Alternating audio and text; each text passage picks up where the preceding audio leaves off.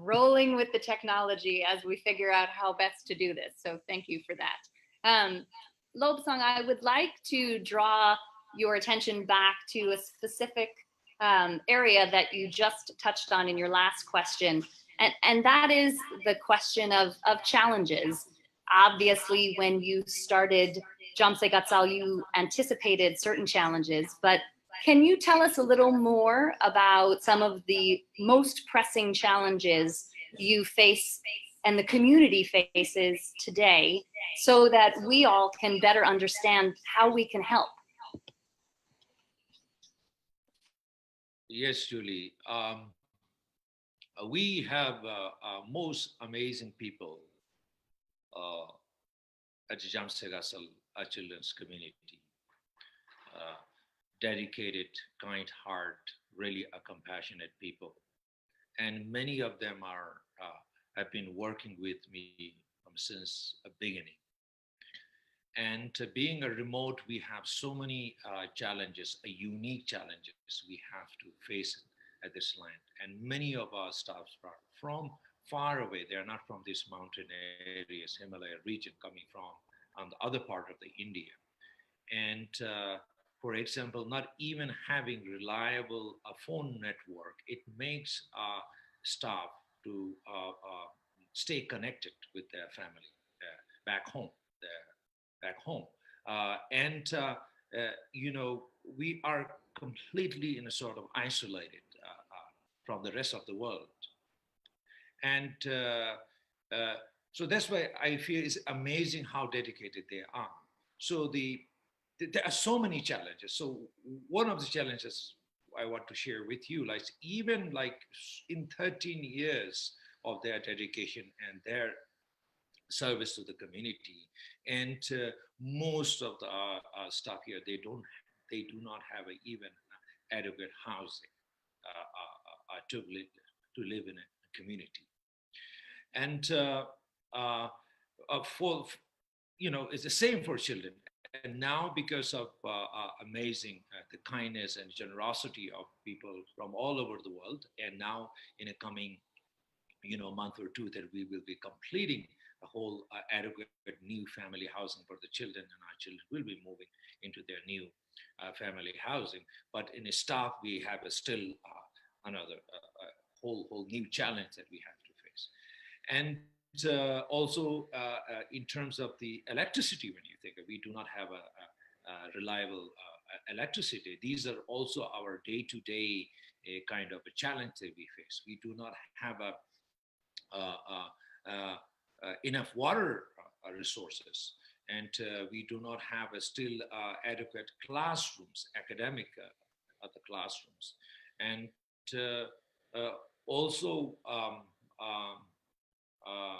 we are not able to pay what you call the basic salary for our staff.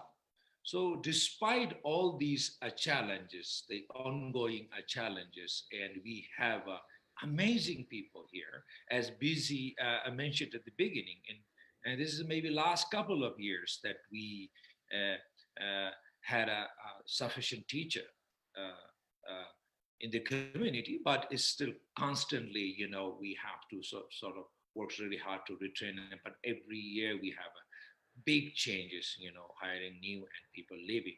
But so these are huge challenges that we face. I would say kind of regular challenges that we face. Uh, Thank you for that. I apologize. We have to go back and forth between microphones and muting in order to make this work for all of you, as well as the 100 or so people who have logged on around the world. So just for a little explanation of the unexpected pops of sound, that's what we're getting. But the question I next want to ask is exactly about the staff, the people who are bringing Jamse to life for these children. As Jamse has grown, so too has your staff.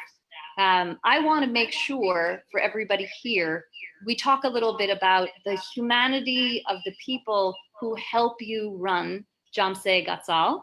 Could you tell us a little bit about the community, the staff of people who help you run it? Tell us something about some of the teachers that have stayed with you and are with you today.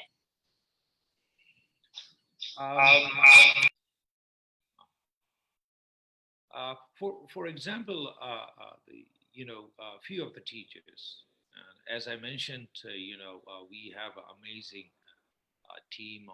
teacher team of staff at the community, and I think in so many ways we have been blessed and lucky to have all the wonderful people here working every day to support our vision. And but a few of the teachers who've been here from since the beginning. Uh, um, um,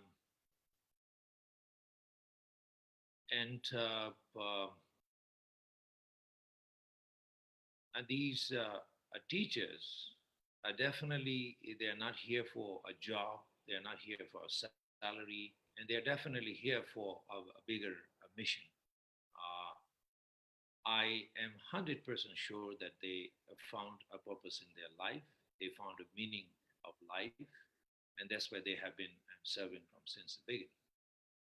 And I often wonder, and I often ask this question to myself, oh, why they're still here sometimes. And I know all of them could make a more money in a less time and less work.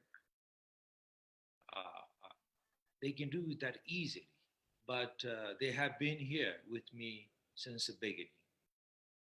And they often jokingly say to me, but I know it's a serious, even can you fire us and we will not leave Jamse Gatsal Children's Community. And I think that is something I still need to figure out. What is that real energy? And I'm guessing that is maybe a true love. That is maybe a true compassion that these amazing people can feel that they found within themselves. And they are not sort of people that they have everything in their life. They have so little and so little in their life, yet they are so giving, yet they are so generous.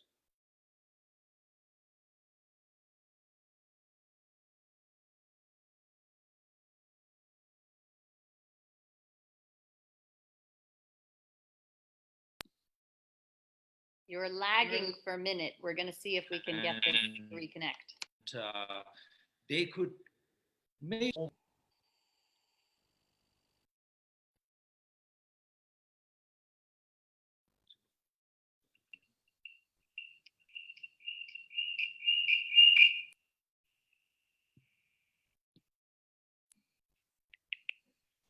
a well-earned sip of water about midway through our interview.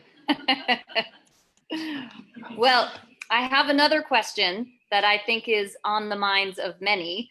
Following on the fantastic success of the film, Tashi and the Monk, many of us fell in love with little Tashi.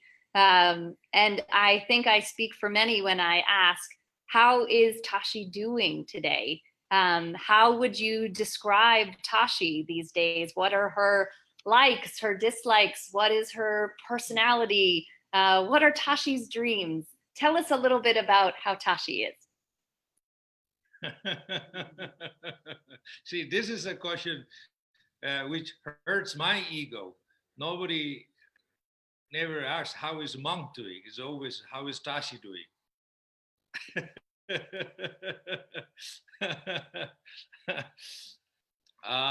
I'm joking.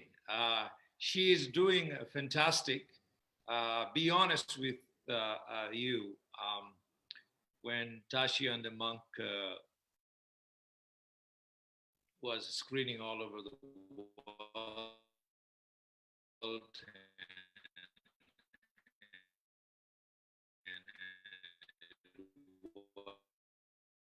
was catching more and more attention. And on other my colleagues, how they felt, I personally felt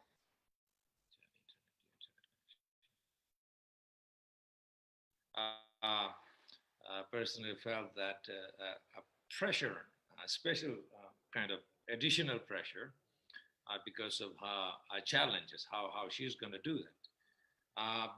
But she's doing very well, fantastic, has changed a lot in a positive way, and we're really happy. Uh, she's become really a responsible. She's been really generous also now, becoming more and more generous. She has more friends. There are a lot of small little things that I could share about. But let me share one story um, uh, that I among many positive change. And when Tashi was young, uh, uh, that and feel emotions, and always in a very and a negative and very rude and often very violence. But now, she could even kind of say sorry. She could even kind of become more emotional. She could see she becoming really sad and often even crying, and and again able to connect with other people, you know able to say thank you and also feel that sense of gratitude. So many positive things you know um, happened in her life, and I definitely do feel that she's gonna save us. And since she has become sort of face of Jamse Gasal, and and and another kind of concern, my own thing is, personally I do not want to lose all Tashiness, and I wish she could keep some her characteristic of being Tashiness, and we will definitely miss her if she completely changes. Nevertheless, she is still child, and she is a child, and she is being child all the time. But many positive changes that we see, and again, at the what a wonderful thing about is to really see a power, really see the impact of love and compassion, how powerful it is, and how even that is helping Atashi to transform. So thank you so much for asking about her.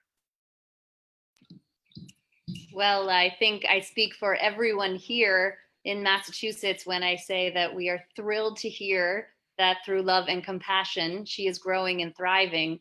But we are probably also a little thrilled to hear there's still a little Tashiness left in Tashi. So we're very happy with that too. So, Lobsang, speaking of the children and dreams, this is the year that the community graduated a number of children, and they are embarking on their journeys, in the real world.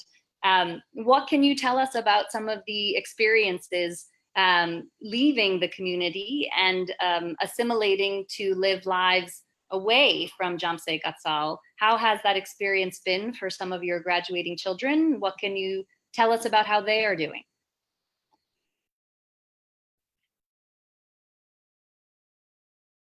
I I think the kids who left community at this time, maybe they're doing better emotionally than us who are here. And even a couple of days before, I become pretty emotional about thinking about it. And it's strange not able to see them every day. And these are the kids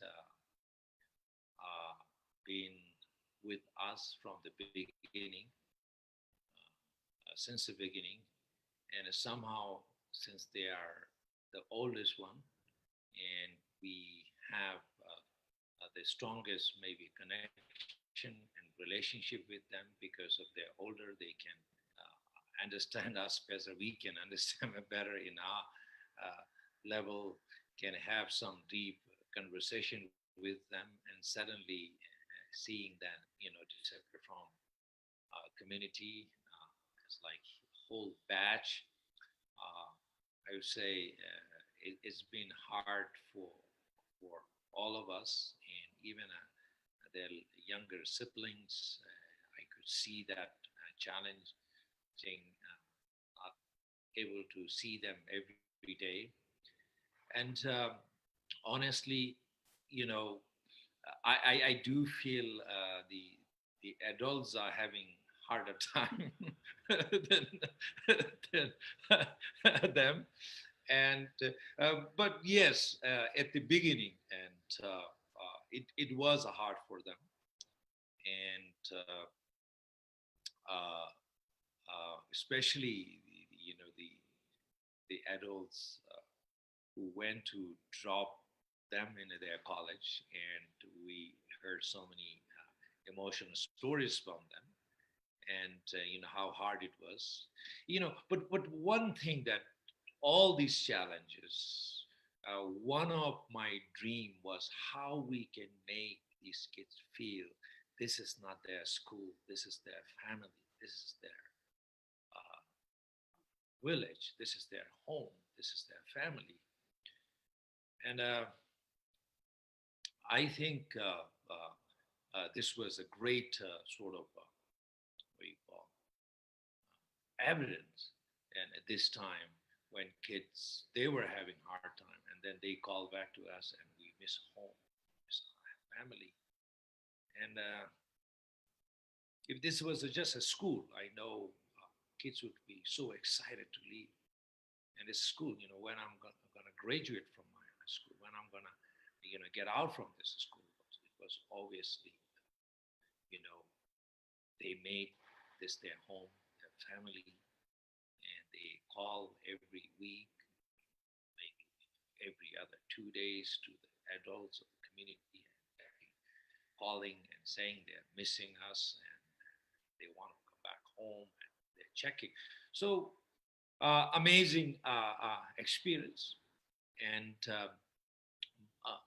but uh, they gone through some challenges, of course. It's totally new world, new school, new culture, new food. Everything is so different, and some of them gone through more challenges than others, and also language challenges, from going from the remote mountain to the big city like Delhi, Bangalore, Pune, and and and they gone through a lot of challenges. But now we do feel they are they are now settled. They are much more confident, and I feel great and confident that they will do really well.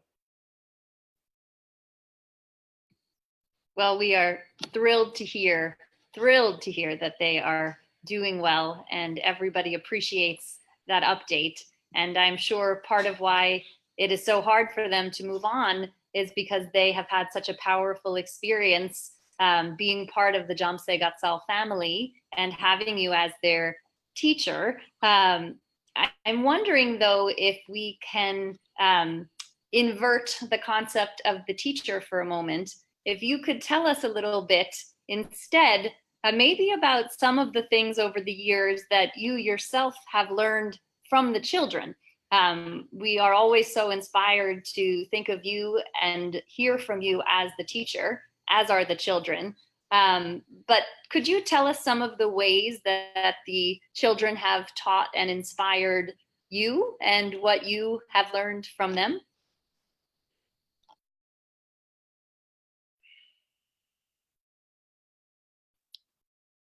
Um, yes, I think any parents and any teachers will uh, know this. I think the biggest lesson that I learned from them is being patient. It takes a lot of patience. It takes truly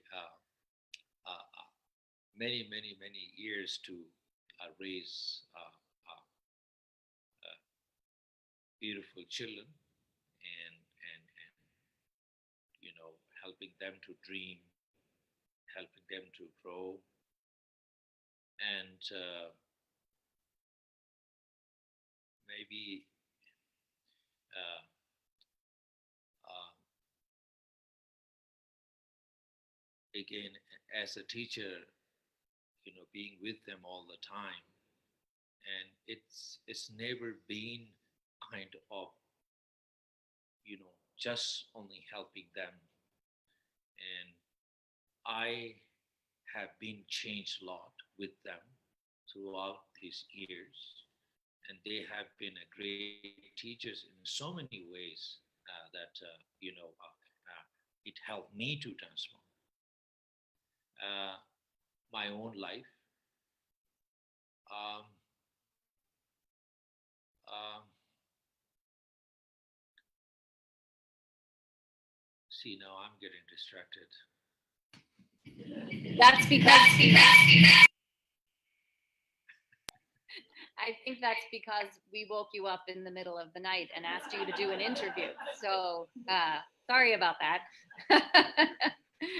Well, let's ask another question. I want to remind everyone here that I think you have some note cards available, and you're welcome to write down some questions that you could bring up to the front if you have questions that you would like to ask. Also, I know we have a worldwide audience of virtual attendees who have sent in some questions in advance, which I also have. And I want to make sure we ask some of those questions as well.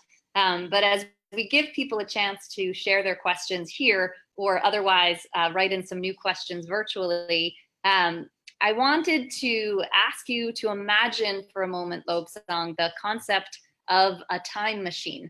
And imagine us racing ahead in time to, let's not go too far. Let's just go 2 years from now to 2020.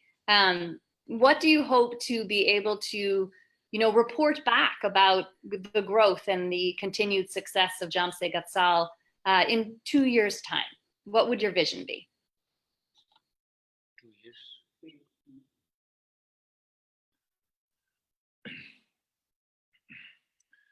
Obviously, for children, that I envision that all our children will have at least adequate housing, so they can really have their own bed, their own sense of belongingness, and also for amazing people who gave their life for the children and staff.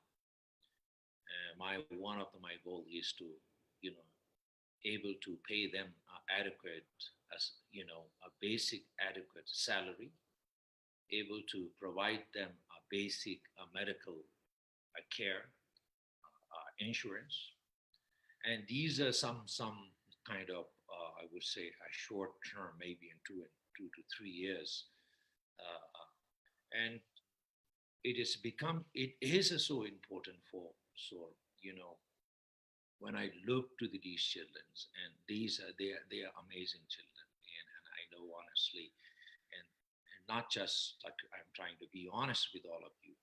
I'm not trying to promote ourselves, but I know our children have been amazing. These are amazing children, and because these are amazing, reason they are amazing children, and one of the biggest reasons is we have amazing staff here working day and night with me, and I cannot uh,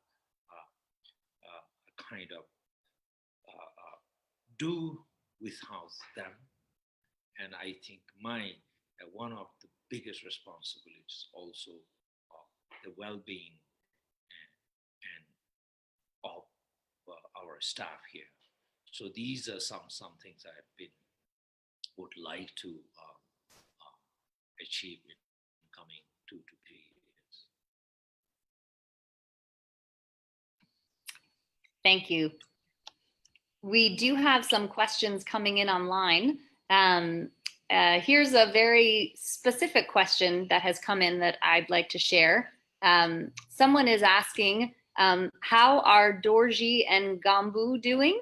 This person is sponsoring both of them and would love to know how they are. Thank you. I really wish that I could see, your face, everybody who is now a part of this amazing kind of connection celebration. Both Dorji and Gombu are there doing are great. And today, now I should say yesterday, now it's already 1 a.m. here. Yesterday was a Sunday here, and I saw them both outside working really hard, and they are cleaning, and they're also preparing for a whole new garden to grow more vegetables, maybe preparing for the next year. And they both are wonderful kids, so amazing. Thank you so much for asking. I wish I could see your face, but you know, I do feel it's not possible. But they are doing great. Thank you. Here's another question that just came in.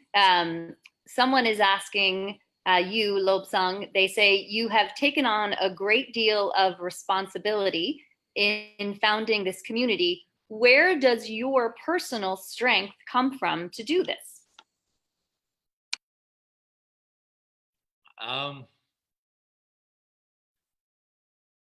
Honestly, I think people like and I mean it.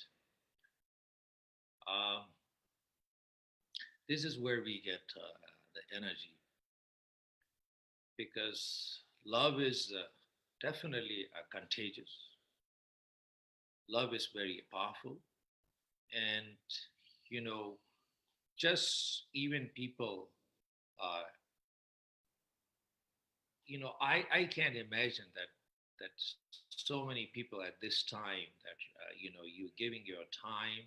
And I know personally, I'm not really, I really don't have something exciting and amazing things to say, but taking your time and connect with us, which is a pure love to us.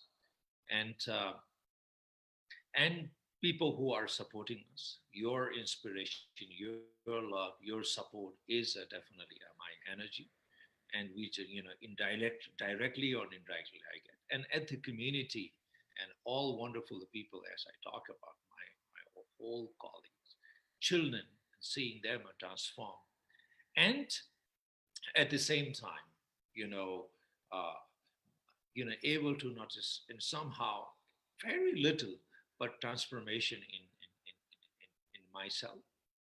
And also when you deal work with the children, and every day you will see that your own weakness, your own witness, your own challenge. And as a human being, I think like any other human being, I would love to overcome my own weakness, my own challenges. And children are and are great in that way. They're helping us to see my own flaws, my own weakness. And but yes, the biggest energy, the most amazing energy is the love and support, encouragement from people from all over the world, and like you. Thank you for that wonderful answer. Here is a question that I would surmise might be coming in from a parent somewhere in the world.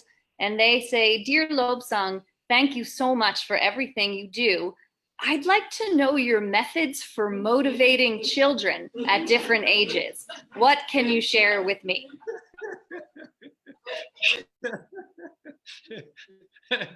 I was thinking of asking you guys about this. um, I think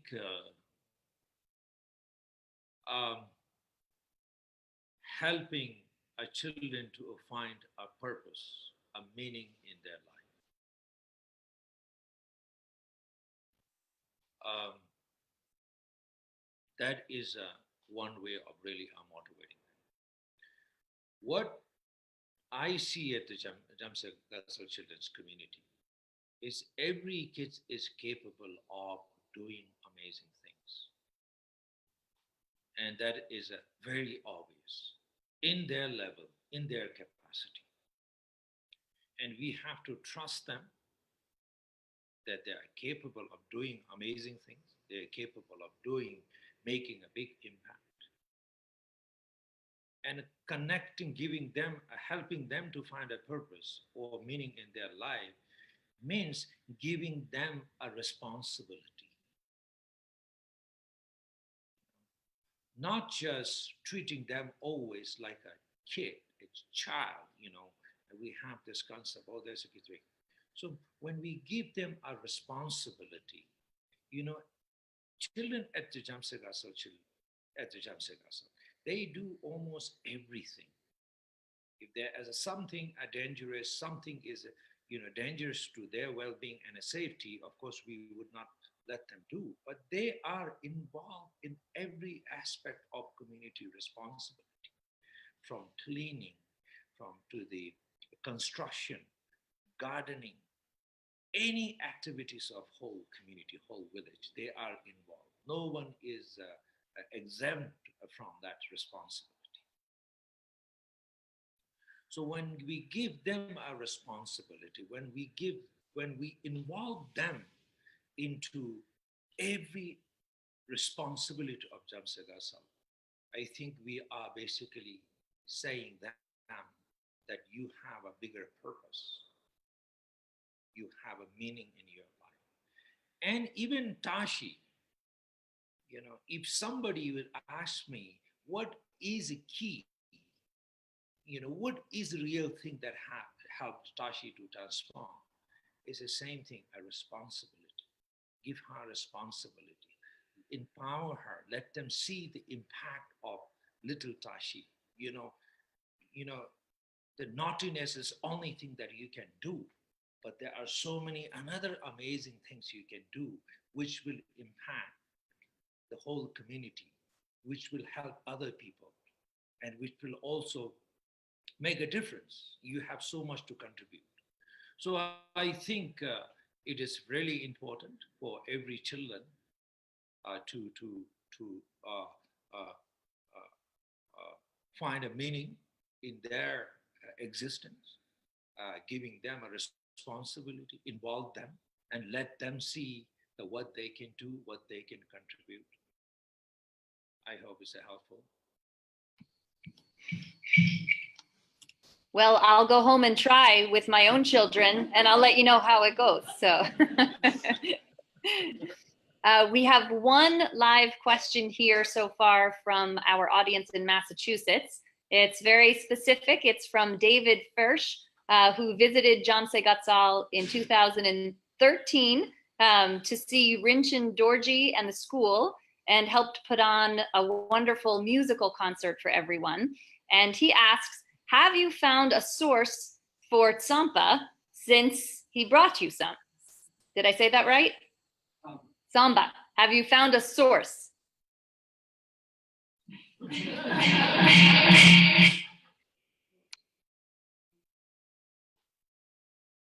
I do remember, David. Yes, Rinchen Dorji's sponsor, David. I do remember clearly.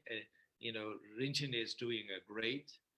I saw him playing football today here, very athletic. Now he become, and he's doing great. Maybe the rest of the question I can't understand, but the question, if Julie can repeat it, or I'm not really clear about. Am I asking the question correctly?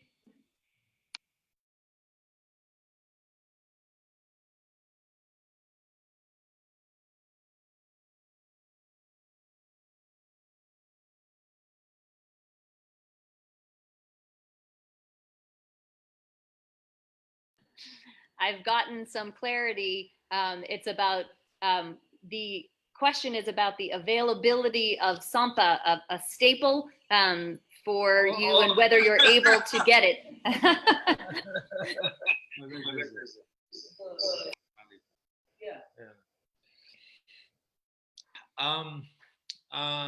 Not enough sources of Zampa is available in the region, but I would like to, David and people, to let you know that one of our vision is really kind of becoming self-sustainable, and eventually we would like to grow the food that we eat, and this is another very ambitious kind of vision we have as a community. We want to grow everything that we eat, and we really would like to see in the future that we grow our own barley and we make our own roasted barley flour, healthy food, healthy vegetables. And thank you so much for asking that. Here's another question that has come in online. One of our newer sponsors would like you to speak a little bit more to the reality of how you manage for water and food supplies and electricity, how that works at Jamse Gatsal. You just touched on it a little, but if you could say a little bit more about what it's like at the community to manage for water and food supplies and the basic needs for the children and the staff. Yes. Now, water is to manage this. We already started a pilot project for rainwater harvesting, and now we are pushing hard to kind of go for 100% rainwater harvesting in coming these years, and which is another kind of goal that we have. It will require certain financial kind of support, but we think one way to become a self-sustainable our own water is to harvest whole rainwater. And electricity is, we have installed solars, and which through the supports from US. And we also wanted to go for more, maybe, possibly wind and a solar, eventually becoming the community powered by 100% renewable solar or wind power. And that is another ambitious goal that we have, which we are involving our children in every aspect of this work, like rainwater harvesting, solar or wind energy. So even children can learn, and eventually they can bring this back to even their village and started doing some sort of even business if they want to make a living on them. And vegetable, again, yes, so far that we are bringing from very far away, which is not really sustainable. A lot of vegetables are coming from a place called Assam, our neighbor state, which it takes 17, 18 hours to get here. We don't get fresh vegetables. So another thing is, yes, we are managing, and we do have small gardens in the community. We have a limited land, but we use so well, and we grow a lot of vegetables, organic vegetables by ourselves. But it's not enough for us, and that's why we are looking for more land outside the community, so we could grow all the vegetables and foods, that necessary foods that eventually we can grow by ourselves. And we are also, again, involving children that they learn all these things, and eventually, they could even these ideas and skills they can bring back to their village and do even business. So this is how we are doing. Thank you. Thank you for sharing that answer. We are coming up on time here for our webinar recording, as well as for our live audience. One question I want to make sure we have time for, though, in the questions online, we have someone asking about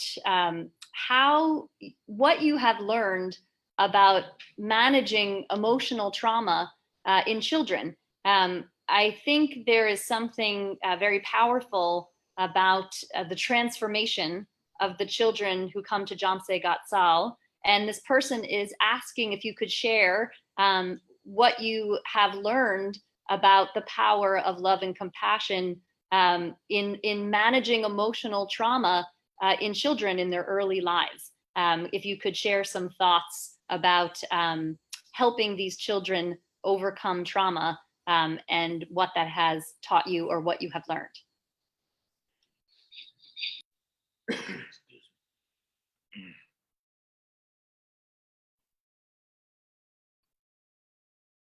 I think spending time with them, building close, trusted, caring a relationship with them, and and then of course the genuine love and care for them. And we are in one of the remotest place on this planet, and we do not have a luxury or access to the so many resources available for you, especially in the West. And we needed to survive. The everybody, the children who came to Jamsega and they have really traumatized, very sad, challenging, stories to bring into this community. And one thing that if I would share with you is make sure that we give them enough love. If we give them enough love, that I feel that can that can, you know uh, uh, heal. And love is really a healing power. Love can definitely heal. And this is I hold this years that I very consistent. People say sometimes, oh, what if it doesn't work? It will work. And make sure what only thing that we need to do is increase the dosage of love. When we do, even like any difficult child, for example, Latashi, when I'm not able to help with her behaviors, honestly, I think only reason that I feel because I'm not able to help her is I'm not able to provide her enough love. Some kids need more love, some kids need less love.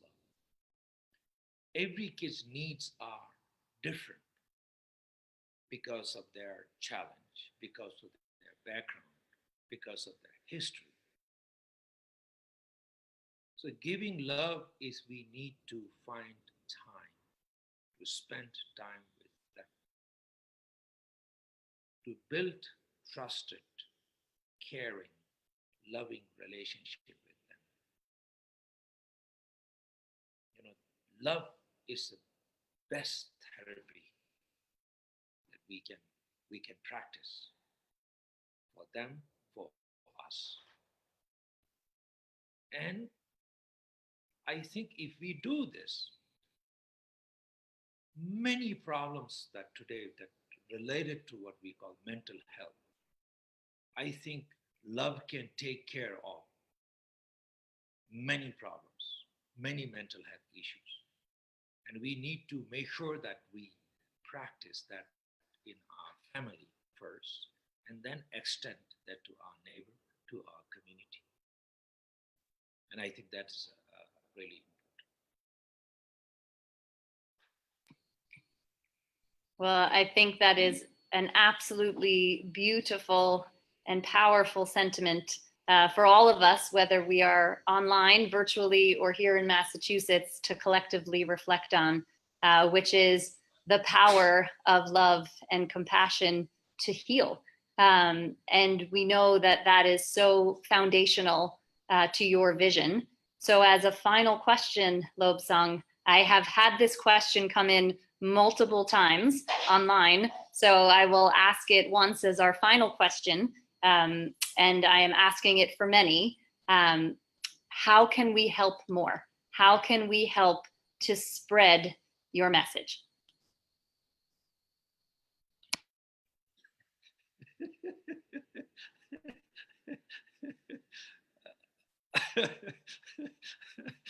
uh, I think many of you, you know, connected through Tashi and Amang, and I think the one message of Tashi and Amang is definitely love and compassion. And I think we all can try in our level best to create a little Jamse everywhere we go, in our home, in our neighbor, in our community, in our country. And love and compassion doesn't have a boundaries. We all can sincerely cultivate every day love and compassion and build first the garden of compassion, love and compassion within ourselves, in our heart, and share with our families, immediate families, and then friends and neighbors. I think that is a one way of really making real contribution of love and compassion to ourselves, to our family, loved ones, and our neighbors and community. So that is, I think, one way to help. And now, if I go for a little bit of fundraising mood, fundraising mood, and you know, be part of Jamse family, and we have now many people around the world who are, you know, have a connection, contact person, and you can get involved with helping us supporting Jamse Gospel's vision and mission in this region. And reason that I say that is, you know, building family housing. And we have also now envisioned to build coming uh, years to have adequate kitchen and dining and staff housing and all these things. Because when we help children, we are not helping just one children. We have to remember we cannot underestimate the power of our one love. When you have one child, when you have Jamse Gassel, you have one child, you know, you are not helping one child. You are helping, just think of first, you are changing the whole, all future generation of that child. You are breaking this generational this cycle of poverty. And if each, like for example, if have one child like a Tashi, and you change the whole generation of Tashi and the future generations, and someday Tashi will get married, and she will change her family, her children, and from now, you know, Tashi will take care at least her husband and children. You know, it's not just helping one Tashi. So that is one way of getting how I get that energy. You know, we just don't think about, okay, we are helping 90 children. We know we are helping more than 90 children. We change that child life. We break that cycle of generational poverty. And from now on, the Tashi will become one of the compassionate warrior, the agent of change she will become. and she will carry on this mission of love and compassion, moving forward. So this is I think, how I see really powerful. But I think the mission of love and compassion is we all can, you just don't have to come all the way to Jamsetdasam. Wherever you are, and you can build your own garden of compassion, love and compassion, wherever you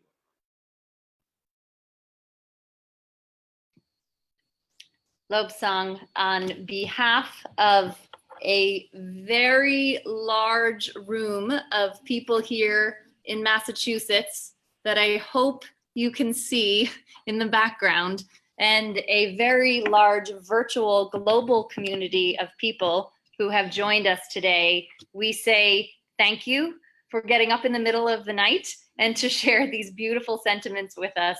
It has been our honor, and we are so grateful. Thank you very much.